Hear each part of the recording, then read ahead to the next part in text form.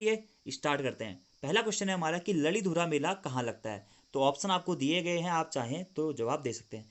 तो ललीधुरा मेला लगता है बाराकोट चंपावत जनपद में। ठीक है, चंपावत जनपद के बाराकोट नामक स्थान में लगता है ललीधुरा मेला, जो कि प्रत्येक वर्ष कार्तिक पूर्णिमा के दिन लगता है। इसी के साथ साथ दोस्तों चंपावत में प्रसिद्ध है बग्वाल मेला या फिर आषाढ़ी कौतिक मेला या फिर पाषाण युद्ध मेला। तो आप ये भी जरूर नोट कर लीजिएगा, बग्वाल मेला, आषाढ़ी कौतिक मेला और पाषाण युद्ध मेला सभी चंपावत जनपद में ही लगते हैं। और इसी के साथ साथ क्षेत्रफल में सबसे छोटा जनपद है हमारा चंपावत जनपद, जिसकी स्थापना 1997 में की गई थी। तो पहले क्वेश्चन का राइट आंसर हो जाएगा ऑप्शन नंबर डी, बाराकोट। दूसरा प्रश्न है कि टपकेश्वर महादेव का मेला कहाँ लगता है। ऑप्शन आपको दिए गए हैं, ऑप्शन के अकॉर्डिंग राइट आंसर हो जाएगा option number A, Tapkeshwar Mahadev का मेला लगता है गढ़ी देहरादून में। टपकेश्वर महादेव मेला टपकेश्वर मंदिर में लगता है, जो कि देहरादून गढ़ी नामक स्थान में स्थित है। और इस मंदिर को टॉस नदी के किनारे बताया जाता है। और साथ ही साथ टॉस नदी के किनारे देवधारा, ठीक है, इसके बगल से ही होकर गुजरती है देवधारा। तो देवधारा के किनारे भी टपकेश्वर महादेव मंदिर को बताया जाता है। और इस मंदिर की स्थापना का श्रेय जाता है द्रोण ऋषि को। ठीक है, तो द्रोण ऋषि को तपो जो टपकेश्वर मंदिर है उसकी स्थापना का श्रेय जाता है। अब ये द्रोण ऋषि कौन थे दोस्तों? द्रोण ऋषि की तपस्थली के कारण भी टपकेश्वर या गढ़ी नामक स्थान काफ़ी प्रसिद्ध है। ठीक है, इसी कारण द्रोणाश्रम भी यहीं पर स्थित है, द्रोणाश्रम। ठीक है, द्रोणाश्रम या फिर द्रोण ऋषि की तपस्थली के रूप में टपकेश्वर महादेव मंदिर ही जाना जाता है, जो कि गढ़ी देहरादून जनपद में स्थित है। यह देवधारा टॉस नदी के किनारे स्थित है। इसी मंदिर के पास में दोस्तों, टपकेश्वर महादेव मंदिर के पास में ये एक स्थित है क्या, वैष्णव गुफा। तो आप यह पॉइंट भी जरूर नोट कर सकते हैं। तीसरा प्रश्न है हमारा कि उत्तराखंड राज्य विधानसभा हेतु प्रथम आम चुनाव कब हुआ था। तो देखिए, उत्तराखंड में प्रेजेंट टाइम पे चौथी विधानसभा चल रही है। ठीक है, और उत्तराखंड राज्य का गठन हुआ था 9 नवंबर सन 2000 को। उससे पहले हमारे दो मुख्यमंत्री हुए, नित्यानंद स्वामी जी और साथ में भगत सिंह कोश्यारी जी, जो कि क्या थे, अंतरिम मुख्यमंत्री थे, यानी कि निर्वाचित नहीं थे। उसके बाद प्रथम आम चुनाव हुए दोस्तों 2002 में। तो कब हुए यही आपको बताना है। तो 14 फरवरी सन 2002 को उत्तराखंड विधानसभा के प्रथम आम चुनाव हुए, यानी कि प्रथम विधानसभा के चुनाव हुए, जिसमें कि कांग्रेस की सरकार विजयी हुई और नारायण दत्त तिवारी जी को मुख्यमंत्री बनाया गया। और प्रथम चुनाव में मतदान था दोस्तों 54.34%। ठीक है, तो प्रथम चुनाव का मतदान भी आप याद रखिएगा। और जीता कौन? कांग्रेस की सरकार जीती और मुख्यमंत्री बने नारायण दत्त तिवारी। उसके बाद दूसरे आम चुनाव कब हुए यह भी पूछा जा सकता है। तो देखिए, 5 साल में विधानसभा का सत्र 5 साल का होता है। तो दूसरे चुनाव हुए थे 2007 में। 21 फरवरी 2007 को उत्तराखंड में दूसरे आम चुनाव हुए, यानी कि द्वितीय विधानसभा के लिए चुनाव हुए, जिसमें मतदान परसेंट था आपका 63.66%। ठीक है, और इसमें बीजेपी की सरकार जीती और बीजेपी के सीएम बनाए गए या उत्तराखंड के सीएम बनाए गए भुवन चंद्र खंडूरी जी।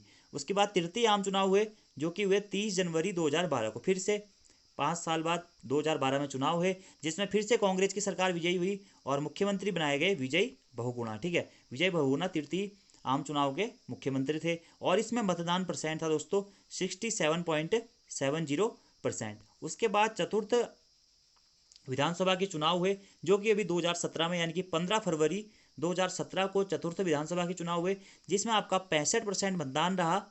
और मुख्यमंत्री कौन बनाए गए? मुख्यमंत्री बनाए गए त्रिवेंद्र सिंह रावत। ठीक है, तो इतने पॉइंट आपको याद रखने हैं। प्रथम विधानसभा चुनाव 14 फरवरी 2002, द्वितीय 21 फरवरी 2007, तृतीय 30 जनवरी 2012 और चौथा 15 फरवरी 2017। ठीक है, और इसी के साथ साथ यहाँ पर पूछा जाता है मतदान परसेंट। तो सर्वाधिक मतदान परसेंट रहा था दोस्तों तृतीय आम चुनाव में, कितना? 66.70%। ठीक है, और एक और प्रश्न यहाँ से कभी कभी पूछा जाता है कि प्रथम विधानसभा चुनाव में कितनी महिला विजयी हुई थी या कितनी महिलाओं ने विधानसभा सीटें जीती थी।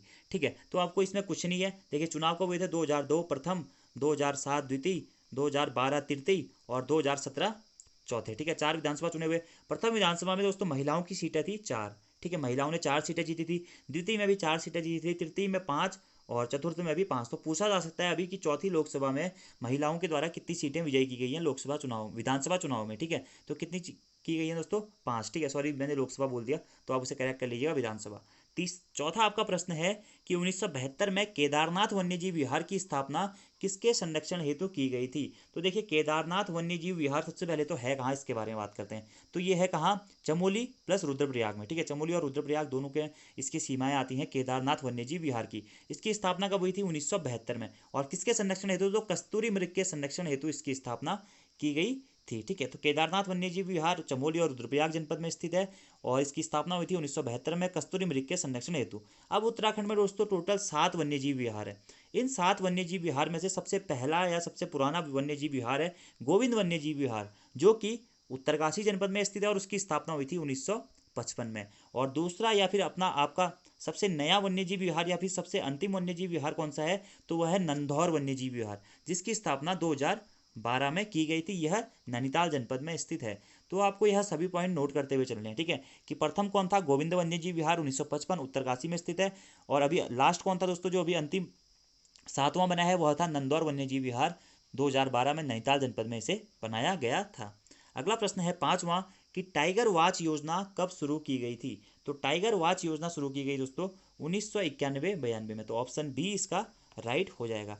और टाइगरों हेतु प्रसिद्ध राष्ट्रीय उद्यान कौन सा है दोस्तों उत्तराखंड में, तो वह है कार्बेट राष्ट्रीय उद्यान, जिसकी स्थापना 1936 में हैली नेशनल पार्क या फिर हैली राष्ट्रीय उद्यान नाम से हुई थी। और साथ ही साथ 1 नवंबर 1973 को कार्बेट राष्ट्रीय उद्यान को पहला बाघ संरक्षित क्षेत्र भी घोषित किया गया था। तो यह पॉइंट भी आपको जरूर नोट करना है कि कार्बेट राष्ट्रीय उद्यान को 1 नवंबर 1973 को पहला बाघ संरक्षित क्षेत्र घोषित किया गया। और उत्तराखंड का सबसे सर्वाधिक पर्यटन स्थल, जो भी जितने भी हमारे राष्ट्रीय उद्यान या वन्यजीव विहार है, तो सर्वाधिक पर्यटन कार्बेट राष्ट्रीय उद्यान में ही पर्यटन के लिए आते हैं। और उत्तराखंड की आय का प्रमुख स्रोत है पर्यटन, इसलिए कार्बेट राष्ट्रीय उद्यान उत्तराखंड के विकास में एक महत्वपूर्ण भूमिका निभाता है। तो यह पॉइंट भी आपको जरूर नोट करना है। और इसके मध्य से होकर गुजरती है रामगंगा नदी, ठीक है। अगला प्रश्न है आपका छठा कि किन गीतों में गांव की पंचायतों का गुणगान किया जाता है। तो इसका जो राइट आंसर है आपका ऑप्शन नंबर बी, यानी कि सामयिक गीतों में गांव की पंचायतों का गुणगान किया जाता है। और उत्तराखंड में सामयिक गीतों के लिए प्रचलित गायक के बारे में बात करें तो वह है नरेंद्र सिंह नेगी जी, जिन्होंने सामयिक गीत काफ़ी गाए हुए हैं, ठीक है। तो सामयिक गीतों का महत्व क्या होता है, यह पंचायतों का गुणगान करते हैं, यानी कि जो भी हमारे राजनीति के टाइम पे जो गीत गाए जाते हैं, यानी कि चुनाव प्रचार प्रसार या फिर वो भी एक हिसाब से सामयिक गीतों के अंतर्गत ही आते हैं। 7वां प्रश्न है कि किन गीतों में ठाकुरों और ब्राह्मणों का गुणगान किया जाता है, ठीक है। तो कुलाचार गीतों में ठाकुरों और ब्राह्मणों का गुणगान किया जाता है। आप इसे डायरेक्टली नोट कर लीजिएगा, कुलाचार गीतों में ठाकुरों और ब्राह्मणों का गुणगान किया जाता है। वहीं खुदेड़ गीत क्या दोस्तों, मायके की याद में या पति की याद में विरह गीत है एक खुदेड़ गीत। तो राइट आंसर है इसका ठाकुर और ब्राह्मणों की गुणगान वाला ऑप्शन नंबर सी। नेक्स्ट 8वां प्रश्न है कि निम्न में से कौन सा उत्तराखंड का प्रमुख वाद्य यंत्र है। तो उत्तराखंड का प्रमुख वाद्य यंत्र है, तो आप सभी लोगों को पता होगा, ऑप्शन नंबर बी ढोल। ढोल उत्तराखंड का प्रमुख वाद्य यंत्र होने के साथ साथ उत्तराखंड का राज्य वाद्य यंत्र भी है। और ढोल को सन 2015 में उत्तराखंड का राज्य वाद्य यंत्र घोषित किया गया था। तो यह पॉइंट भी आप जरूर नोट कर लीजिएगा, राज्य वाद्य यंत्र है ढोल, जिसे 2015 में उत्तराखंड का राज्य वाद्य यंत्र घोषित किया गया था। 9वां प्रश्न है कि तुग्यल आभूषण पहना जाता है। यह प्रश्न एग्जाम में भी पूछा जा चुका है। तो तुग्यल आभूषण शरीर के किस भाग में पहना जाता है, तो यह पहना जाता है कान में। ऑप्शन नंबर डी इसका राइट हो जाएगा। अब कान में और कौन कौन से आभूषण पहने जाते हैं, तो इसकी एक ट्रिक है दोस्तों, आप उसे नोट कर सकते हैं, मुंह मुंह मुंह बू तू, ठीक है। जैसे मुंह मुंह मुंह से हो जाएगा आपका मूर्खली, ठीक है, मुंद्रा और मुजनी, ठीक है। और साथ ही साथ बू से आपका हो जाएगा बुजनी और तू से आपका हो जाएगा तुग्यल, ठीक है। तो आप याद कर सकते हैं कान में और क्या क्या पहना जाता है, एक तो पहना जाता है तुग्यल और मूर्खली पहनी जाती है, बुजनी, ठीक है, मुद्रा, गोरख और कर्णपूल सभी कान में ही पहने जाते हैं। तो नोट कर लीजिएगा। नेक्स्ट 10वां प्रश्न है कि कंडवा नामक आभूषण कहाँ पहना जाता है। तो कंडवा नामक आभूषण पहना जाता है दोस्तों पाँव में। तो ऑप्शन नंबर बी इसका राइट हो जाएगा। अब पाँव में और कौन कौन से आभूषण पहने जाते हैं, झावर पहना जाता है, अमृति तीर पहना जाता है, पैजबी पहना जाता है, झावरी पहना जाता है, पाजेब पहना जाता है और पोंटा।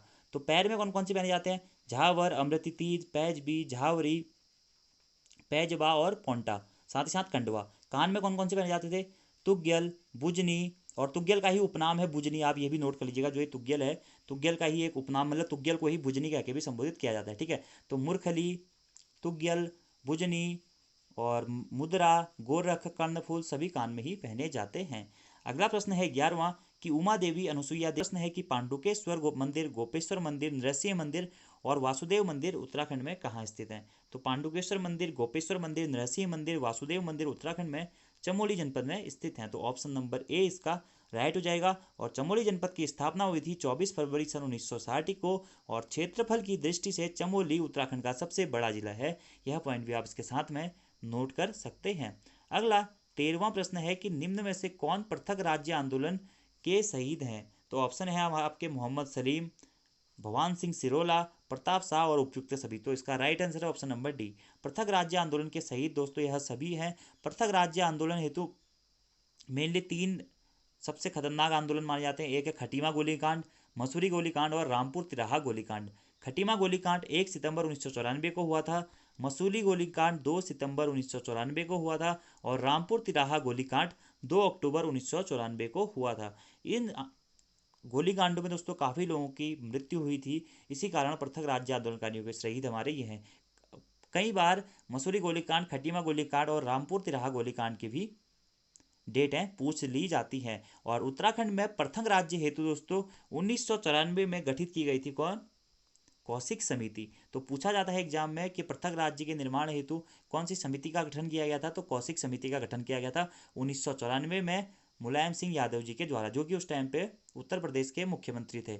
और इस कौशिक समिति ने उत्तराखंड की राजधानी बनाने के लिए कहाँ का प्रस्ताव दिया था? चंद्रनगर का। चंद्रनगर यानी कि वर्तमान का गैरसैंण। तो यह पॉइंट भी आप नोट कर सकते हैं। चंद्रनगर को राजधानी बनाने का क्या दिया था? इन्होंने सुझाव दिया था कौशिक समिति ने। और चंद्रनगर को हम, चंद्रनगर किसका प्राचीन नाम मानते हैं? तो यह मानते हैं गैरसैंण का, जो कि वर्तमान समय में भी उत्तराखंड की स्थायी राजधानी है। ठीक है। और उत्तराखंड का द्वितीय विधानसभा भवन भी गैरसैंण में स्टार्ट हो चुका है 2014 से, लेकिन उसके बाद अभी तक वहाँ पे कुछ भी अदर फैक्ट्स नहीं हुए हैं। ठीक है। तो नेक्स्ट आपका 14वां प्रश्न है कि निम्न में से कौन सा बुग्यालों और अवस्थिति के संदर्भ में सही है? ठीक है। तो चोपता बुग्याल ऊखीमठ गोपेश्वर मार्ग में रुद्रप्रयाग जनपद में स्थित है। ये तो बिल्कुल सही है, आपका ऑप्शन है। दूसरा है पवाली कांठा बुग्याल या फिर माटिया बुग्याल, यह टिहरी में है। ये भी सही है, ये दोनों टिहरी में है। तो नेक्स्ट है दयारा बुग्याल। तो दयारा बुग्याल भी उत्तरकाशी में ही है। तो आपका राइट आंसर हो जाएगा ऑप्शन नंबर डी। साथ ही साथ आपको मैं दयारा बुग्याल से एक और पॉइंट नोट करना चाहता हूँ कि दोस्तों कि दयारा बुग्याल को मानचित्र पर दिखाने का श्रेय जाता है किसे? चंद्रप्रभा ऐतवाल को। ठीक है। किसे? चंद्रप्रभा ऐतवाल को दयारा बुग्याल को मानचित्र पर दिखाने का श्रेय जाता है। और दयारा बुग्याल उत्तरकाशी जनपद में स्थित है, जो कि स्कीइंग या खेल के हेतु काफ़ी प्रसिद्ध माना जाता है। और चोपता बुग्याल रुद्रप्रयाग, पवाली काठा बुग्याल टिहरी, माटिया बुग्याल टिहरी, दयारा बुग्याल उत्तरकाशी। आप इसे नोट कर सकते हैं। अगला 15वां प्रश्न है कि निम्न में से कौन सा सुमेलित नहीं है? तो देखिए श्रंकट दर्रा बोल रहा है उत्तरकाशी और तिब्बत। तो देखिए पहला ऑप्शन देख के पता चल गया कि सुमेलित नहीं है, क्योंकि श्रंकट दर्रा उत्तरकाशी और हिमाचल प्रदेश के मध्य है। ठीक है। किसके? उत्तरकाशी और हिमाचल प्रदेश के मध्य है श्रंखंड दर्रा। ठीक है। वहीं नीति दर्रा चमोली और तिब्बत के मध्य है, बिल्कुल सही है। लिपुलेख दर्रा पिथौरागढ़ और तिब्बत के मध्य है, यह भी सही है। और थागा दर्रा, थागाला दर्रा उत्तरकाशी और तिब्बत के मध्य है, यह भी बिल्कुल सही है। तो कौन सा सुमेलित नहीं है? Option number A. साथ ही साथ दोस्तों सभी बुग्याल, सभी ग्लेशियर, सभी ताले हैं, तो आप अच्छी तरीके से याद कर लीजिए। हर एग्जाम में यहाँ से प्रश्न आपके पूछे जाएंगे और आपको हेल्प भी मिलेगी। ठीक है। और दर्रों के ऊपर मैंने एक ट्रिक भी बनाई है, आप वह भी देख सकते हैं। 16वां प्रश्न है कि Indian institute of remote sensing कहाँ है? ठीक है। Indian institute of remote sensing संस्थान कहाँ स्थित है, यह पूछा गया है। तो यह है दोस्तों देहरादून में। और कभी कभी इसे हिंदी में भी पूछ लिया जाता है। तो हिंदी में इसका नाम है भारतीय सुदूर संवेदी संस्थान। आप नोट कर लीजिएगा, Indian institute of remote sensing संस्थान या फिर भारतीय सुदूर संवेदी संस्थान कहाँ स्थित है?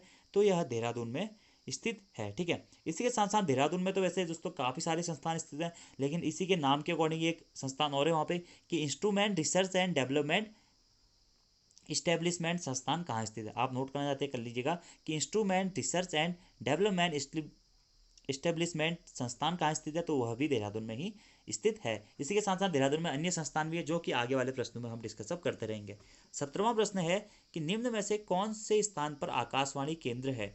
तो उत्तराखंड में निम्न में से अल्मोड़ा में आकाशवाणी केंद्र है। ऑप्शन नंबर डी इसका राइट आंसर हो जाएगा। ठीक है। और अल्मोड़ा जनपद की स्थापना कब हुई थी? 1891 ईस्वी में अल्मोड़ा जनपद की स्थापना हुई थी। ठीक है।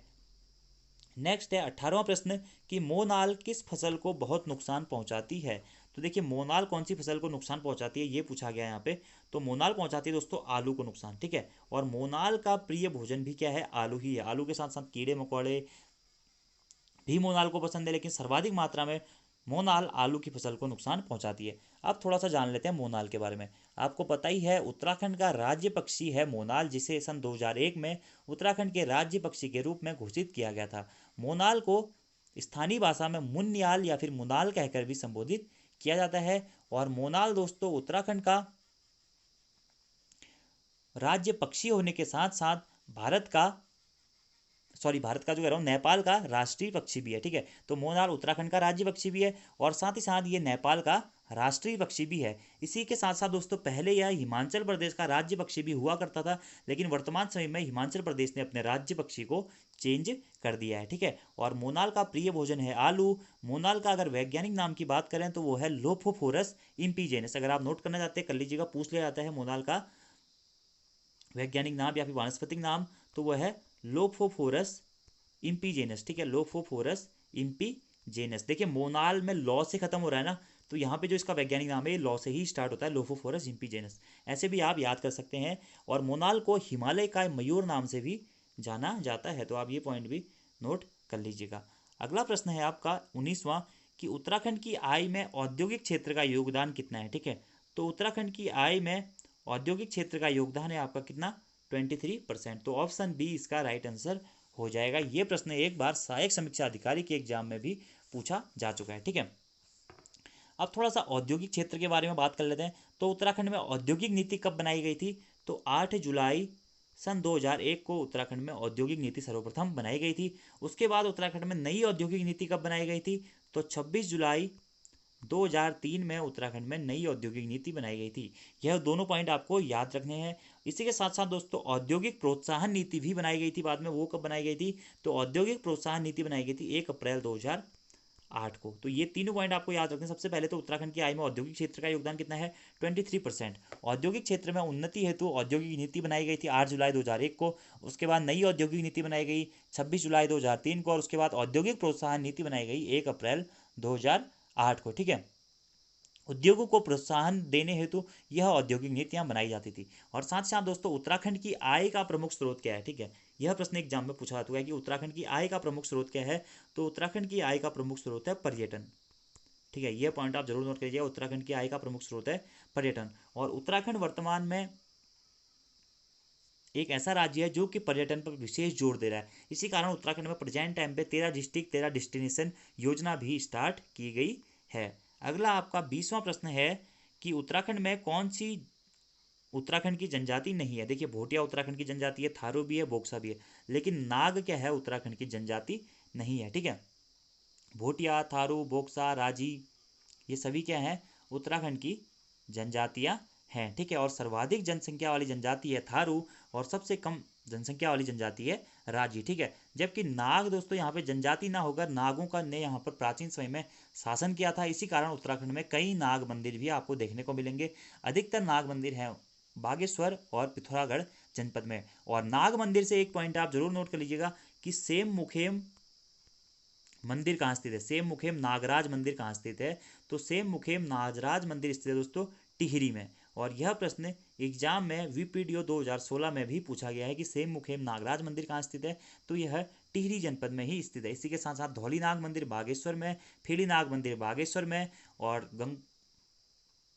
बेरी नाग मंदिर है पिथौरागढ़ जनपद में, ठीक है। यह प्रमुख मंदिर है नागों से। तो थोड़ा सा आप लोगों को कंफ्यूजन था प्रीवियस पार्ट में। एक क्वेश्चन था 11वां प्रश्न था कि उमा देवी, अनुसुईया देवी, कार्तिकेय स्वामी और हरियाली देवी मंदिर कहाँ है, तो इसका आंसर दिया गया है रुद्रप्रयाग। लेकिन दोस्तों इस क्वेश्चन में एक फॉल्ट था कि ये क्वेश्चन ही गलत है, ठीक है। अब आप इन दोनों मंदिरों को अलग अलग कर लीजिएगा, आप इसे नोट कर लीजिएगा जरूर। उमा देवी मंदिर और अनुसुईया देवी मंदिर कहाँ स्थित है, चमोली में स्थित है, ठीक है। और दूसरा जो कार्तिकेय स्वामी मंदिर और हरियाली देवी मंदिर है यह रुद्रप्रयाग में स्थित है। तो आपको यह पॉइंट जरूर याद रखना है दोस्तों कि उमा देवी मंदिर और अनुसुईया देवी मंदिर कहाँ स्थित है, चमोली में स्थित है। और हरियाली देवी मंदिर और कार्तिकेय स्वामी मंदिर कहाँ स्थित है? रुद्रप्रयाग में स्थित हैं। और अनुसुईया देवी मंदिर काफ़ी इंपॉर्टेंट है दोस्तों, इसके बारे में एग्जाम में पूछा गया है कि ये कौन से पर्वत पर स्थित है, ठीक है।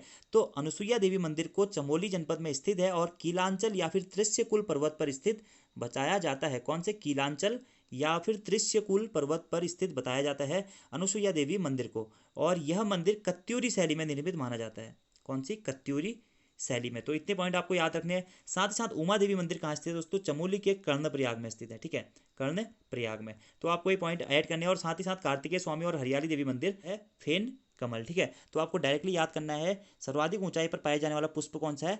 फेन कमल। दोस्तों वैसे तो फेन कमल ब्रह्म कमल की ही एक प्रजाति है, लेकिन ब्रह्म कमल की प्रजातियों में जैसे फेन कमल, कस्तूरा कमल, इसमें सर्वाधिक ऊंचाई पर पाया जाता है कौन सा? फेन कमल, ठीक है। और इसकी जो अनुमानित ऊंचाई है वो है 4800 से लेकर 6000 मीटर के मध्य में, मतलब 6000 मीटर के टॉप के आसपास में फेन कमल पाया जाता है। अब फेन कमल के वानस्पतिक नाम के बारे में थोड़ा सा बात कर लेते हो। फेन कमल का वानस्पतिक नाम क्या होगा? वो है दोस्तों सोसुरिया ग्रामी निफोलिया। अगर आप नोट करना चाहते तो कर लीजिएगा। फेन कमल का वैज्ञानिक नाम क्या है? सोसुरिया ग्रामी निफोनिया, ठीक है, फेन कमल का वैज्ञानिक नाम है। और कौन से कुल का पौधा है फेन कमल? अगर यह पूछा जाएगा तो यह है एस्टेकेरेसिव कुल का पौधा है, ठीक है। तो इतने पॉइंट भी आपको इससे याद करने हैं। और ब्रह्म कमल की ही एक प्रजाति है। और कौन से कलर क्या होता है दोस्तों इसका फूल? तो ये इसके फूल होते हैं बैंगनी रंग के। कौन से? बैंगनी रंग के। यह पॉइंट भी आप नोट कर सकते हैं कि ब्रह्म कमल, फेन कमल और कस्तूरा कमल, इन तीनों के पुष्प कौन से होते हैं? बैंगनी कलर के ही होते हैं, ठीक है। और ब्रह्म कमल के बारे में थोड़ा सा बात कर लेते हैं हम। ब्रह्म कमल उत्तराखंड राज्य का राज्य पुष्प है, जो कि एस्टेरेसी कुल का पौधा माना जाता है। उत्तराखंड में इसकी 24 प्रजातियां और टोटल विश्व में इसकी 210 प्रजातियां पाई जाती हैं। और ब्रह्म कमल का वैज्ञानिक नाम है सोसुरिया अब वेलेटा, ठीक है। तो ये पॉइंट भी आप जरूर नोट कर लीजिएगा, ठीक है। और इसके फूल जो होते हैं बैंगनी रंग के होते हैं। ब्रह्म कमल को स्थानीय भाषा में कौल पद्म कहा जाता है, सौगंधी पुष्प भी कहा जाता है, और भगवान शिव को चढ़ता है ब्रह्म कमल, ठीक है। तो इतने पॉइंट आपको ब्रह्म कमल और फेन कमल से याद रखने हैं। तो 21वें का राइट आंसर रहेगा ऑप्शन नंबर ए। के समीप पर किस नदी का उद्गम स्थित है? यह प्रश्न पूछा जा रहा है। तो सबसे पहले बात आती है गैरसैंण कहाँ पड़ता है? तो गैरसैंण पड़ता है कहाँ? चमोली जनपद में। उत्तराखंड की स्थायी राजधानी कहाँ स्थित है? तो उत्तराखंड की स्थायी राजधानी भी गैरसैंण में ही स्थित है। और साथ ही साथ उत्तराखंड का द्वितीय विधानसभा भवन कहाँ स्थित है? तो वह भी गैरसैंण में ही स्थित है। और गैरसैंण का ही प्राचीन नाम के रूप में जाना जाता है चंद्रनगर को, ठीक है। चंद्रनगर भी गैरसैंण को ही कहा जाता है। तो इतने पॉइंट आपको पहले गैरसैंण के बारे में याद रखने थे। अब गैरसैंण के समीप किस नदी का उद्गम है? तो इसका राइट आंसर रहेगा ऑप्शन नंबर सी, यानी कि पश्चिमी रामगंगा नदी का उद्गम स्थल है गैरसैंण के समीप। अब गैरसैंण के समीप तो है, लेकिन कहाँ पर है? तो पश्चिमी रामगंगा नदी का उद्गम स्थल है गैरसैंण के समीप दूधातोली पर्वत श्रृंखला से, ठीक है। तो दूधातोली पर्वत श्रृंखला के भाग से निकलती है कौन सी? पश्चिमी रामगंगा नदी। और दूधातोली पर्वत श्रृंखला के बारे में आप एक चीज जरूर नोट कर सकते हैं, इसे दोस्तों पंचनद नाम से जाना जाता है। यानी कि दूधातोली पर्वत श्रृंखला से 5 नदियों का उद्गम होता है। और दूधातोली पर्वत श्रृंखला दोस्तों पौड़ी गढ़वाल की सबसे ऊंची चोटी भी मानी जाती है। ये पॉइंट भी आप जरूर नोट करिएगा। पौड़ी गढ़वाल की सबसे ऊंची चोटी या पर्वत श्रृंखला कौन सी है? तो दूधातोली पर्वत श्रृंखला ही है। इतने पॉइंट आपको डायरेक्टली याद करने। तो गैरसैंण के समीप किस नदी का उद्गम स्थल होता है? तो पश्चिमी रामगंगा का। कहाँ से होता है? दूधातोली पर्वत श्रृंखला से, ठीक है।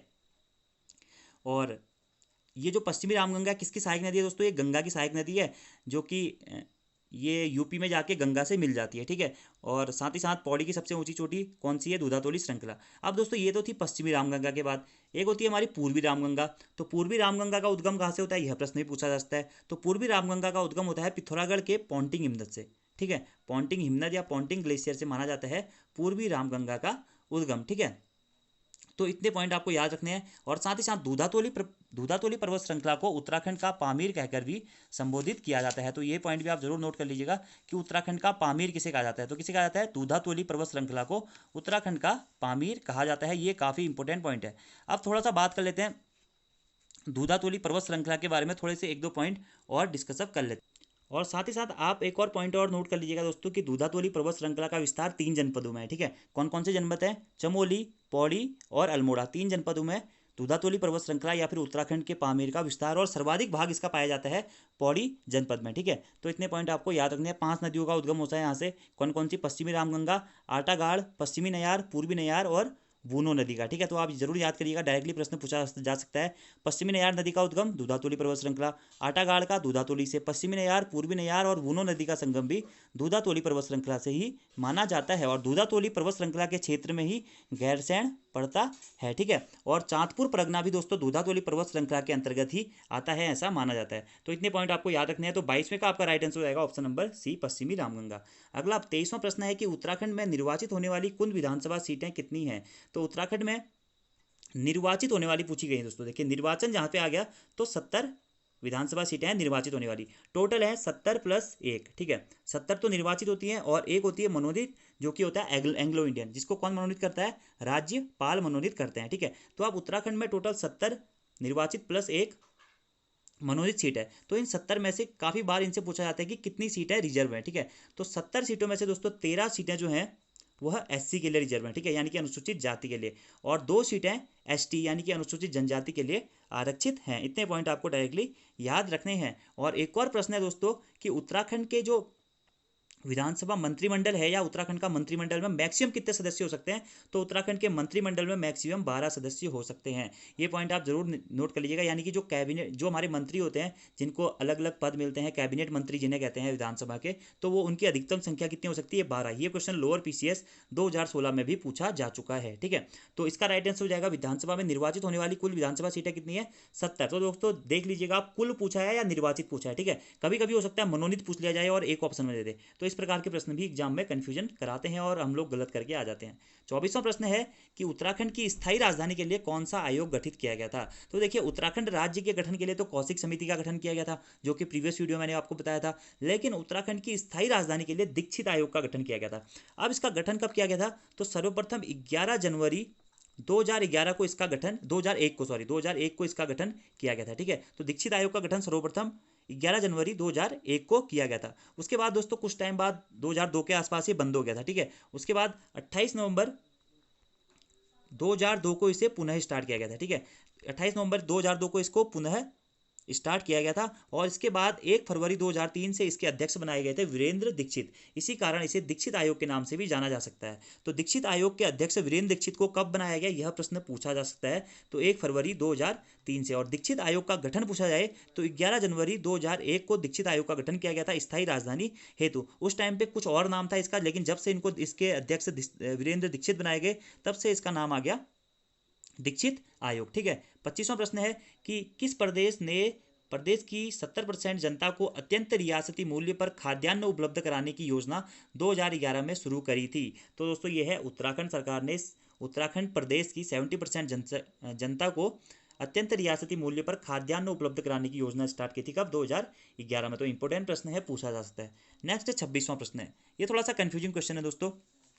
पूछा गया है कि उत्तराखंड में कितने प्रकार के वन पाए जाते हैं। अब किस संदर्भ में पूछा गया है ये तो एग्जैक्टली इन्होंने बताया नहीं है, लेकिन आंसर दिया गया बुक में 4 प्रकार के, ठीक है। लेकिन आई थिंक 4 प्रकार के वन अलग अलग प्रकार से वन पाए जाते हैं। जैसे अगर 4 प्रकार के किस कंडीशन में पाए जाएंगे, तो पाए जाएंगे जब वनों के प्रकारों के बारे में पूछेगा, जैसे कि अति सघन वन, मध्यम सघन वन, खुले सघन वन और झाड़ियाँ। ये तो हो गए 4 प्रकार अगर नॉर्मली बेसिस पे बात करें। कौन कौन से, अति सघन वन, मध्यम सघन वन, खुले सघन वन या खुले वन और झाड़ियाँ, ये तो हो गए 4। लेकिन अगर ओवरऑल बात करें कि उत्तराखंड में कितने प्रकार के वन पाए जाते हैं, तो ओवरऑल उत्तराखंड में 8 प्रकार के वन पाए जाते हैं, ठीक है। आप कौन कौन से पाए जाते हैं अगर आप नोट करना चाहते हो तो कर लीजिएगा। पहला है उपोष्ण कटिबंधी वन, दूसरा है उष्ण कटिबंधी शुष्क वन, तीसरा है उष्ण कटिबंधी आर्द्र पतझड़ वन, चौथा है कौणधारी वन, पांचवा है पर्वतीय शीतोष्ण वन, छठा है उप alpine and alpine M one, सातवां है एल्पाइन झाड़ियाँ और घास के मैदान, और 8वां जो प्रकार है वो है टुंड्रा तुल्य वनस्पतियाँ। तो ये 8 प्रकार के वन पाए जाते हैं उत्तराखंड में वैसे तो, ठीक है। अब देखिए 8 प्रकार के तो ओवरऑल हो गए। फिर अगर वनों का अगर प्रशासनिक विभाजन करें तो प्रशासनिक विभाजन के आधार पर भी वन 4 प्रकार के पाए जाते हैं। कौन कौन से, जैसे कि विभागाधीन वन, राजस्व विभागाधीन वन, वन पंचायतधीन विभाग वन और निजी एवं अन्य संस्थाधीन वन, ठीक है। तो हो सकता है ये पूछा जा रहा हो क्वेश्चन, वनों के प्रशासनिक विभाजन के आधार पर वन कितने प्रकार के होते हैं, तो 4 प्रकार के। कौन कौन से, विभागाधीन वन, राजस्व विभागाधीन वन, वन पंचायतीधीन विभाग वन और निजी एवं अन्य संस्थाधीन वन, ठीक है। तो इनको आप जरूर नोट कर लीजिएगा, ठीक है, पूछा जा सकता है प्रश्न। 27वां प्रश्न है कि दैनिक पत्र बद्री विशाल कहाँ से प्रकाशित होता है, ठीक है। अभी भी प्रेजेंट टाइम पे भी होता है और पहले भी होता था, ठीक है। तो दैनिक पत्र बद्री विशाल दोस्तों प्रकाशित होता है हरिद्वार से। तो इसका राइट आंसर हो जाएगा ऑप्शन नंबर डी 27 का, ठीक है।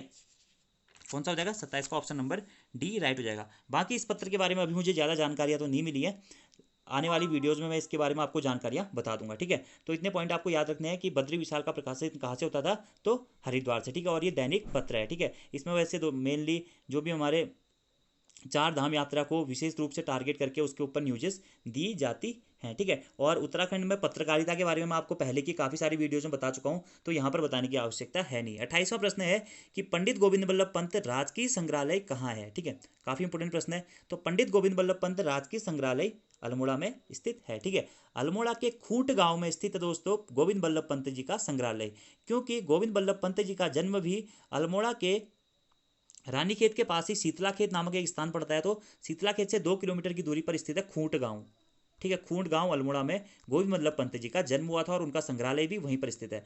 अभी हाल ही के एग्जाम में गोविंद बल्लभ पंत जी के जन्म की तारीख पूछ दी गई थी दोस्तों। तो गोविंद बल्लभ पंत जी का जन्म कब हुआ था? 10 सितंबर 1887 को गोविंद बल्लभ पंत जी का जन्म हुआ था। अभी हाल ही में 28 अक्टूबर वाले एग्जाम में यह प्रश्न पूछा जा चुका है। और कहाँ हुआ था? खूंट गांव अल्मोड़ा में गोविंद बल्लभ पंत जी का जन्म हुआ था 10 सितंबर 1887 को, ठीक है। और जवाहरलाल नेहरू ने गोविंद बल्लभ पंत जी को किसकी उपाधि दी थी? हिमालय पुत्र। तो ये प्रश्न भी पूछा गया एग्जाम में कि हिमालय पुत्र के नाम से किसे जाना जाता है? तो हिमालय पुत्र की उपाधि जवाहरलाल नेहरू ने दी थी गोविंद बल्लभ पंत जी को। और इनके दोस्त इन्हें नॉर्मल लैंग्वेज में गोविंद बल्लभ महाराष्ट्र कहकर संबोधित करते थे, ठीक है। और दोस्तों उत्तर प्रदेश के मुख्यमंत्री रह चुके हैं ये कब से कब तक? 1946 से लेकर 1954 तक उत्तर प्रदेश के प्रथम मुख्यमंत्री के रूप में भी इन्होंने कार्यभार किया है। और उत्तराखंड से सर्वप्रथम भारत रत्न प्राप्तकर्ता भी कौन है? गोविंद बल्लभ पंत जी ही हैं। तो एग्जाम में यह प्रश्न भी पूछा गया है कि उत्तराखंड के प्रथम व्यक्ति जिन्हें भारत रत्न पुरस्कार से नवाजा गया तो कौन है? गोविंद बल्लभ पंत जी हैं। कब नवाजा गया? 26 जनवरी 1957 को, ठीक है। तो ये सभी पॉइंट दोस्तों आपको नोट करने हैं, एग्जाम में काफी बार पूछे जाते हैं प्रश्न। और साथ ही साथ गोविंद बल्लभ पंत जी ने 1903 में हैप्पी क्लब के स्थापना में काफ़ी योगदान दिया था। हैप्पी क्लब की स्थापना कब? 1903 में। उसके बाद 1916 में इन्होंने कुमाऊं परिषद की स्थापना में भी विशेष योगदान दिया था। और 1914 में इन्होंने प्रेम सभा की स्थापना में भी विशेष योगदान दिया था। तो 1903 हैप्पी क्लब, 1914 प्रेम सभा और 1916 कुमाऊं परिषद की स्थापना इस संस्थापक के रूप में भी गोविंद बल्लभ पंत जी को ही जाना जाता है। तो सभी पॉइंट आपको नोट करने हैं। अगला है 29वां प्रश्न कि उत्तराखंड में कितने प्रकार के नदी समूह पाए जाते हैं? तो देखिए उत्तराखंड में मेनली 3 प्रकार के नदी समूह पाए जाते हैं या नदी तंत्र पाए जाते हैं। कौन कौन से? गंगा नदी तंत्र, यमुना नदी तंत्र और काली नदी तंत्र, ठीक है। तो ये 3 प्रकार के, तो इसका राइट आंसर हो जाएगा ऑप्शन नंबर ए। अब गंगा नदी का उद्गम कहाँ से होता है दोस्तों? उत्तरकाशी जनपद में स्थित गंगोत्री के पास में गोमुख ग्लेशियर से होता है गंगा का उद्गम। वैसे तो भागीरथी नदी का उद्गम होता है गोमुख से, लेकिन देवप्रयाग में जब भागीरथी और अलकनंदा का संगम होता है तो वहां से इसे गंगा के नाम से जाना जाता है। इसलिए गंगा के संगम या गंगा के उद्गम स्थल के रूप में भी किसको जाना जाता है? गोमुख ग्लेशियर उत्तरकाशी को ही जाना जाता है। यमुना का उद्गम कहाँ से होता है? तो यमुना का उद्गम भी उत्तरकाशी स्थित यमुनोत्री ग्लेशियर से होता है। कहाँ से? यमुनोत्री ग्लेशियर से, ठीक है। और पूछा है कि काली नदी का उद्गम कहाँ से होता है? तो काली नदी का उद्गम दोस्तों पिथौरागढ़ जनपद के कहाँ से होता है? लिपुलेख दर्रे से होता है, ठीक है। मुंशियारी के पास में स्थित है क्या? लिपुलेख दर्रा, वहां से होता है क्या? उद्गम काली नदी का, ठीक है। तो इतने पॉइंट आपको डायरेक्टली नोट करने हैं, एग्जाम में यहाँ से बार बार प्रश्न पूछा जाता है, ठीक है। और भारत की सबसे लंबी नदी कौन सी है? तो ये है गंगा नदी। और गंगा नदी सर्वप्रथम मैदान में कहाँ पर प्रवेश करती है? ये प्रश्न भी काफ़ी बार एग्जाम में पूछा गया है। तो वो करती है दोस्तों हरिद्वार में, सर्वप्रथम प्रवेश करती है कहाँ? हरिद्वार में, ठीक है। और काली नदी के बारे में, काली नदी टनकपुर में जाके शारदा के नाम से जानी जाती है। और कहाँ से निकलती है? तो लिपुलेख दर्रे से निकलती है, ठीक है। और कहाँ? मुंशियारी के काला पानी धार नामक एक स्थान है, काला पानी नामक स्थान से निकलती है काली नदी, ठीक है। तो इतने पॉइंट आपको डायरेक्टली याद हो गए होंगे। 30वां प्रश्न है कि अर्ध कुंभ का मेला कहाँ लगता है? तो देखिए अर्ध कुंभ का मेला और कुंभ का मेला कहाँ लगता है? हरिद्वार जनपद में लगता है। प्रत्येक 6 वर्ष में अर्ध कुंभ का आयोजन किया जाता है और प्रत्येक 12 वर्ष में कुंभ मेले का आयोजन किया जाता है, ठीक है। अब हरिद्वार जनपद के बारे में थोड़ा सा बात कर लेते हैं कि हरिद्वार में और कौन कौन से मेले लगते हैं। तो उर्स मेला कहाँ लगता है? हरिद्वार में ही लगता है, ठीक है।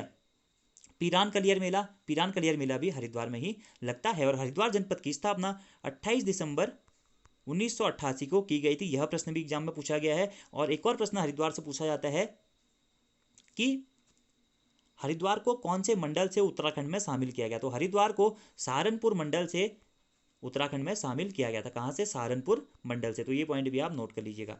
31वां प्रश्न है कि पुष्कर भंडारी किस खेल के अंतर्राष्ट्रीय खिलाड़ी हैं? तो पुष्कर भंडारी का संबंध किस क्षेत्र से है, ये पूछा जा रहा है। तो पुष्कर सिंह भंडारी क्या थे दोस्तों? एक प्रसिद्ध फुटबॉल प्लेयर थे, ठीक है। क्या थे? फुटबॉल प्लेयर थे। और इनका संबंध कहाँ से है? चमोली जनपद से इनका संबंध है और फुटबॉल के प्रसिद्ध खिलाड़ी रहे हैं, ठीक है। और फुटबॉल दोस्तों उत्तराखंड का राज्य खेल भी है, जिसे कब घोषित किया गया था? तो सन 2011 में फुटबॉल को उत्तराखंड का राज्य खेल घोषित किया गया था। तो इतने पॉइंट भी आपको डायरेक्टली नोट करने हैं। 32वां प्रश्न है कि हरिद्वार में हर की पौड़ी का निर्माण किसने करवाया था, ठीक है। तो हरिद्वार में हर की पौड़ी का निर्माण करवाया था राजा विक्रमादित्य ने। क्यों कराया था दोस्तों? राजा विक्रमादित्य ने अपने भाई भरतहरि की याद में हरिद्वार स्थित हर की पैड़ी का निर्माण करवाया था। पौड़ी मतलब होता है सीढ़ियाँ, ठीक है। तो हरिद्वार में, और हर की पैड़ी को ही दोस्तों ब्रह्मकुंड नाम से भी जाना जाता है, ठीक है। क्या कहा जाता है इसे? ब्रह्मकुंड या फिर अमृत कुंड के नाम से भी हर की पैड़ी को ही जाना जाता है, ठीक है। तो ये पॉइंट भी आप ऐड कर लीजिएगा। और इसका निर्माण किसने कराया था? राजा विक्रमादित्य ने। क्यों कराया था? अपने भाई भरतहरि की याद में, क्योंकि भरतहरि ने यहाँ पर काफी सालों तक तपस्या भी करी थी, ठीक है। और भरतहरि की तपस्थली के रूप में भी इसे जाना जाता है। और अगर पूछा जाए कि हर की पैड़ी का जीर्णोद्धार किसने कराया था, तो जीर्णोद्धार कराया था दोस्तों अकबर के सेनापति मान सिंह ने, ठीक है। तो इतना पॉइंट आपको याद रखना है। अकबर के सेनापति मान सिंह ने हर की पैड़ी का जीर्णोद्धार कराया था। और आधुनिक हरिद्वार के संस्थापक भी मान सिंह को ही माना जाता है। और दोस्तों अकबर एक ऐसा शासक था जिसके रसोई में खाना कहाँ से बनता था? हरिद्वार के गंगा के जल से खाना पकता था अकबर की रसोई में। तो ये प्रश्न भी आप जरूर नोट कर सकते हैं, ठीक है। तो निर्माण विक्रमादित्य और जीर्णोद्धार किसने करा? तो सेनापति मान सिंह ने, अकबर के सेनापति मान सिंह ने, ठीक है। अगला 33वां प्रश्न है कि मोहन उप्रेती हैं। तो मोहन उप्रेती कौन है, यह पूछा जा रहा है प्रश्न में, ठीक है। तो इसका जो राइट आंसर हो जाएगा वो हो जाएगा ऑप्शन नंबर ए। यह प्रसिद्ध क्या थे? रंगकर्मी थे, ठीक है। रंगकर्मी यानी कि जो काफी क्षेत्रों में टैलेंटेड होता है, जैसे कि नाटककार भी थे, संगीतकार भी थे और एक थिएटर निर्देशक भी थे। सबसे मेन चीज जो है दोस्तों इनका इनका संबंध कहाँ से था मोहन उप्रेती का? तो वो था अल्मोड़ा से। इनका जन्म हुआ था 1928 में अल्मोड़ा में। तो इनका संबंध भी अल्मोड़ा जनपद से ही था। और इन्होंने जो उत्तराखंड का प्रसिद्ध गीत है दोस्तों बेड़ू पाको बारामासा, उस गीत को निर्मित किया था, ठीक है। तो बेड़ू पाको बारामासा गीत निर्मित करने का श्रेय किसे जाता है? तो वह भी मोहन उप्रेती को ही जाता है। और यह सुप्रसिद्ध रंगकर्मी थे। इनके ऊपर दोस्तों एक आत्मकथा भी लिखी गई है, the man and his art, ठीक है। तो पूछा जा सकता है कि the man and his art आत्मकथा किसके ऊपर ऊपर लिखी गई है? तो मोहन उप्रेती के ऊपर लिखी गई है। और किसने लिखी दोस्तों? वह लिखी दीवान बजेली ने, ठीक है। दीवान बजेली ने मोहन उप्रेती के ऊपर एक एक आत्मकथा लिखी उनकी, the man and his art. तो इंपॉर्टेंट पॉइंट है ये भी। 34वां प्रश्न है कि पहाड़ी हिंदी में कौन सी भाषा शामिल है? तो पहाड़ी हिंदी में दोस्तों कुमाऊनी और गढ़वाली भाषाएं शामिल होती हैं, ठीक है। कुमाऊनी और गढ़वाली, और कभी कभी दोस्तों जौनसारी को भी इसमें ही माना जाता है। लेकिन पहाड़ी हिंदी अगर ऑप्शन के हिसाब से देखें तो इसका राइट आंसर हो जाएगा ऑप्शन नंबर डी, ठीक है। तो 34वां प्रश्न का राइट आंसर क्या हो जाएगा? ऑप्शन नंबर डी हो जाएगा। पहाड़ी हिंदी में कुमाऊनी, गढ़वाली, जौनसारी सभी शामिल होती हैं, ठीक है। 35वां प्रश्न है कि देवर भाभी के प्रेम के आधार पर गीतमय नृत्य कौन सा है? एग्जाम में काफी बार पूछा गया है प्रश्न। तो देवर भाभी के प्रेम के आधार पर गीतमय नृत्य कौन सा दोस्तों? बौंसरेला है, ठीक है। कौन सा? बौंसरेला नृत्य देवर भाभी के प्रेम के आधार पर गीतमय नृत्य माना जाता है। ऑप्शन नंबर डी इसका राइट हो जाएगा। 36वां प्रश्न है कि जोशियारा से धरासू तक विद्युत परियोजना हेतु जल ले जाने के लिए निर्मित 16 किलोमीटर लंबी सुरंग कहाँ स्थित है या कौन सी नदी पर स्थित है? तो ये स्थित है दोस्तों भागीरथी नदी पर। ऑप्शन नंबर सी इसका सही हो जाएगा। अब देखिए जो हमारा जोशियाड़ा बैराज है, ठीक है, एक है जोशियाड़ा बैराज और दूसरा है धरासू बैराज। दोनों कहाँ स्थित है? उत्तरकाशी जनपद में ही स्थित है, ठीक है। तो जोशियाड़ा से धरासू तक विद्युत परियोजना ले जाने हेतु 16 किलोमीटर लंबी एक सुरंग बनाई गई है भूमिगत। कौन सी नदी पर स्थित है? तो भागीरथी नदी पर स्थित है। कहाँ? उत्तरकाशी में, ठीक है। और भागीरथी नदी का उद्गम गंगोत्री ग्लेशियर से, गंगोत्री स्थित गोमुख ग्लेशियर से माना जाता है। तो ऑप्शन सी राइट। 37वां प्रश्न है कि राज्य में दूसरे राज्यों या फिर केंद्र शासित या केंद्र द्वारा स्थापित जल विद्युत परियोजनाओं में रॉयल्टी के रूप में कितनी विद्युत की मात्रा दी जाती है? तो रॉयल्टी के रूप में दोस्तों 12% उत्तराखंड को फ्री में मिलता है। यानी कि जिस राज्य में जल विद्युत परियोजना चल रही होती है उस राज्य को 12% बिजली क्या मिलती है? मुफ्त में मिलती है। और सिंचाई के लिए 12% जल भी मुफ्त में मिलता है। तो यही प्रश्न पूछा गया है कि राज्य में दूसरे राज्यों या केंद्र द्वारा स्थापित जल विद्युत परियोजनाओं में रॉयल्टी के रूप में कितना विद्युत मिलता है? तो रॉयल्टी के रूप में दोस्तों 12% विद्युत मिलती है, फ्री है। अगला 38वां प्रश्न है कि उत्तराखंड अक्षय ऊर्जा विकास अभिकरण यानी कि उरेडा का मुख्यालय कहाँ स्थित है? एग्जाम में भी यह प्रश्न पूछा जा चुका है, ठीक है। तो उत्तराखंड अक्षय ऊर्जा विकास अभिकरण उरेडा का मुख्यालय स्थित है दोस्तों अल्मोड़ा में। तो ऑप्शन नंबर 20 का राइट हो जाएगा। अब आती है उरेडा की स्थापना कब हुई थी, तो 2001 में उरेडा की स्थापना हुई थी, ठीक है। उरेडा का अगर फुल फॉर्म भी पूछी जाती है तो वो है Uttarakhand renewable energy development agency, यानी कि उत्तराखंड अक्षय ऊर्जा विकास अभिकरण, ठीक है। और इसका मुख्यालय अल्मोड़ा में, स्थापना 2001 में। 39वां प्रश्न है कि टिहरी जलाशय का क्षेत्रफल कितना है। काफी इंपॉर्टेंट प्रश्न है दोस्तों कि टिहरी जलाशय का क्षेत्रफल कितना है। तो टिहरी जलाशय का क्षेत्रफल है 42 किलोमीटर स्क्वायर। तो ऑप्शन नंबर ए इसका राइट हो जाएगा आपका आंसर, ठीक है। टिहरी को ही दोस्तों, टिहरी बांध जहां पर बनाया, कहां पर बनाया, भागीरथी तथा भिलंगना नदी के संगम पर टिहरी बांध बना है, ठीक है। इसे गणेश प्रयाग नाम से भी जाना जाता है, स्वामी रामतीर्थ सागर नाम से भी जाना जाता है, सुमन सागर नाम से भी टिहरी जलाशय को ही या टिहरी बांध को ही जाना जाता है। और टिहरी बांध की अगर ऊंचाई पूछी जाएगी तो वह है 260.5 मीटर, ठीक है। और टिहरी बांध दोस्तों काफर निर्मित बांध माना जाता है, यानी कि मिट्टी तथा पत्थर से निर्मित बांध माना जाता है। और एशिया का सबसे ऊंचा तथा दुनिया का चौथा सबसे ऊंचा बांध माना जाता है, कौन सा, टिहरी बांध। और टिहरी बांध को राष्ट्र का गांव की संज्ञा भी दी गई है। तो यह प्रश्न एग्जाम में पूछे गए हैं बार बार। ऊंचाई कितनी है, 260.5। एशिया का सबसे ऊंचा बांध टिहरी बांध कहाँ स्थित है, टिहरी गढ़वाल जनपद में। पुराना प्राचीन नाम कहते हैं गणेश प्रयाग, भागीरथी और भिलंगना के संगम पर स्थित है। रामतीर्थ सागर इसी को कहा जाता है, सुमन सागर के नाम से इसी को जाना जाता है, ठीक है। और राष्ट्र का गाँव की संज्ञा भी इसी को दी गई थी। तो और इसका जो क्षेत्रफल है कितना है, 42 किलोमीटर स्क्वायर। अगला आपका 40वां प्रश्न है कि टिहरी परियोजना का 1000 मेगावाट का प्रथम चरण कब चालू किया गया था। तो टिहरी बांध में दोस्तों, टिहरी बांध जो परियोजना है टोटल 2400 मेगावाट की है, ठीक है। 2400 मेगावाट को 2 चरणों में विभाजित किया गया है। पहला चरण था 1000 मेगावाट का और दूसरा चरण था 1400 मेगावाट का, ठीक है। तो जो 1000 मेगावाट का चरण था यह कब से चालू किया गया, यह पूछा जा रहा है। तो दोस्तों ये चालू किया गया था 2006 में। और कब, अगर डेट पूछा जाए तो 30 जुलाई 2006 को, ठीक है। 30 जुलाई 2006 को टिहरी जल विद्युत परियोजना का जो प्रथम चरण था उसे राष्ट्र को समर्पित किया गया था। तो कब, 30 जुलाई 2006 को। यह प्रश्न ऐसे ही पूछा जा सकता है कि टिहरी जल विद्युत परियोजना का प्रथम चरण राष्ट्र को कब समर्पित किया गया था। तो कब, 30 जुलाई 2006 को, ठीक है। अब थोड़ा सा टिहरी गढ़वाल जनपद के बैकग्राउंड पर नजर डाल देते हैं और सारे पॉइंट आप नोट करिएगा। स्थापना इसकी सबसे पहले को, मतलब योजना आयोग ने इसे मंजूरी कब दी थी, टिहरी बांध परियोजना को, 1972 में इसे योजना आयोग ने मंजूरी दी, ठीक है। और इसका कार्य कब से स्टार्ट हुआ, सिंचाई विभाग यानी कि बांध का निर्माण कार्य कब से स्टार्ट हुआ, तो 1978 से उत्तर प्रदेश सिंचाई विभाग ने इसका कार्य शुरू किया। लेकिन सिंचाई विभाग का सही तरीके से काम न करने के कारण 1988 में गठन किया गया किसका, THDC का। तो THDC का गठन कब हुआ, 1988 में, टिहरी हाइड्रो डैम कॉरपोरेशन, ठीक है।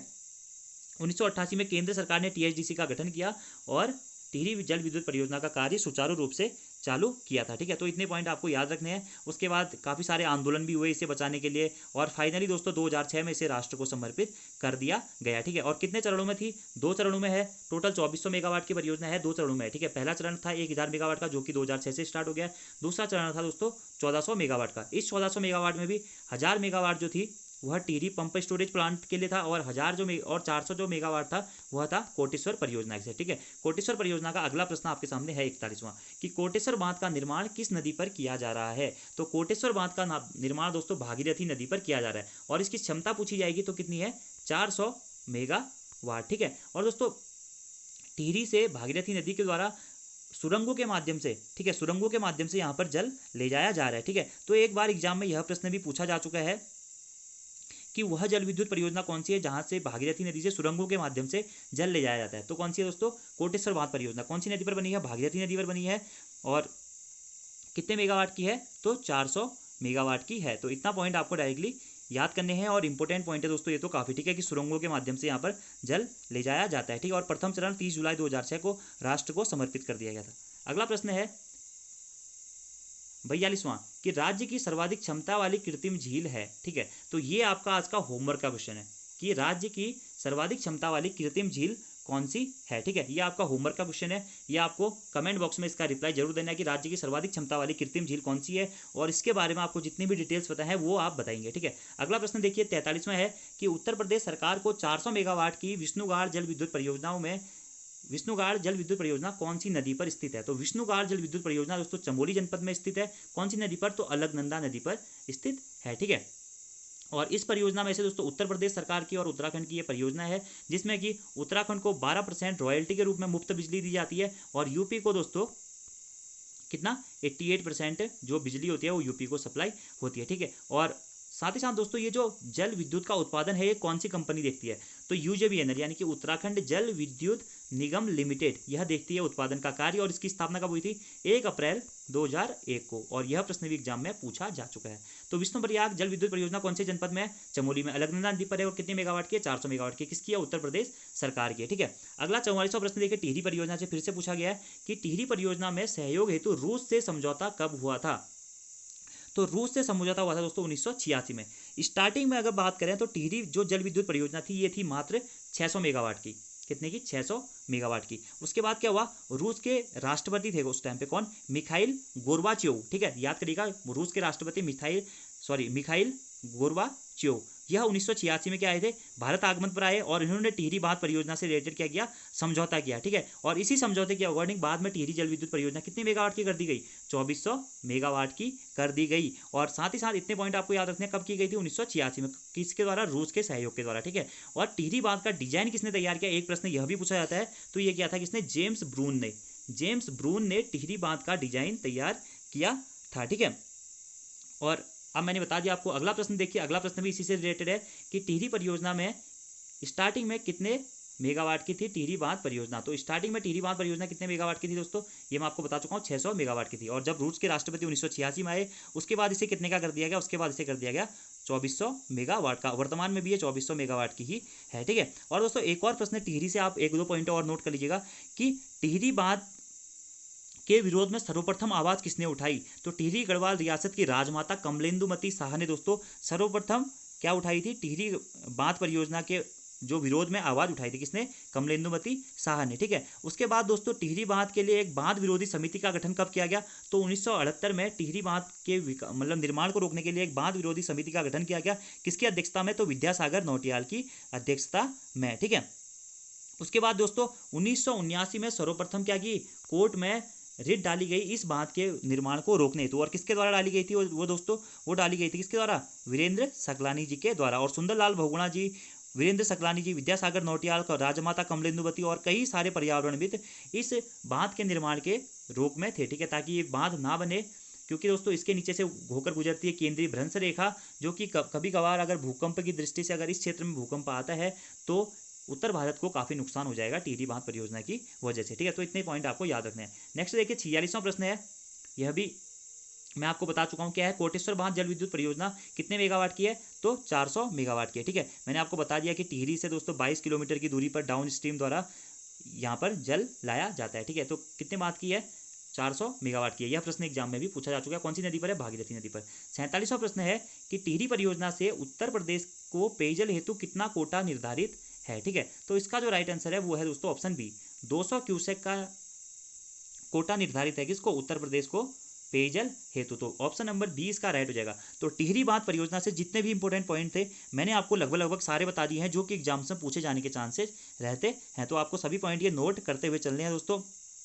और साथ ही साथ एक और प्रश्न पूछा जाता है टिहरी बांध से कि स्वामी रामतीर्थ की तपस्थली के रूप में कौन सा क्षेत्र जाना जाता है, तो टिहरी बांध ही जाना जाता है, क्योंकि दिसंबर 2002 को यह क्षेत्र पूरा डूब गया था, ऐसा भी माना जाता है, इसलिए इसे स्वामी रामतीर्थ की तपस्थली के रूप में भी जाना जाता है। ठीक है, तो आज का आपका होमवर्क क्वेश्चन कौन सा है, आपका होमवर्क क्वेश्चन है कि राज्य की सर्वाधिक क्षमता वाली कृत्रिम झील कौन सी है। तो 42वें का आपको होमवर्क में आंसर देना है। और आप सभी पॉइंट दोस्तों जब आप नोट करेंगे कॉपी में तभी आपको फायदा है, अगर आप ओरली देख रहे हैं तो आपको ज़्यादा फायदा नहीं मिलेगा वीडियो देखने का। तो आज की ये वीडियो आपको कैसी लगी जरूर बताइएगा। चैनल पसंद आता है तो लाइक और सब्सक्राइब जरूर कीजिएगा, अपने दोस्तों के साथ भी जरूर शेयर कीजिएगा। और जो ये वीडियोज हैं दोस्तों आपको पता ही है, फॉरेस्ट गार्ड, आबकारी सिपाही, प्रवर्तन सिपाही, उत्तराखंड हाईकोर्ट और जितने भी VDO VPDO, UKPS, PCS, lower PCS, जितने भी एग्जाम सहायक वन संरक्षक का ग्रुप डी के लिए और जितने भी एग्जाम कराती है यूके या यूकेपीएससी, सभी के लिए इंपॉर्टेंट है। और साथ ही साथ में हमारा उत्तराखंड का ऑनलाइन कोर्स भी चल रहा है, जो कि नवंबर से नया बैच स्टार्ट होने वाला है। अगर आप उस कोर्स में इंटरेस्टेड हैं तो हमसे संपर्क कर सकते हैं। उसकी डिटेल्स मैं आपको प्लेलिस्ट में नीचे या फिर आप हमारी चैनल पे अदर वीडियोस को विजिट करके भी देख सकते हैं।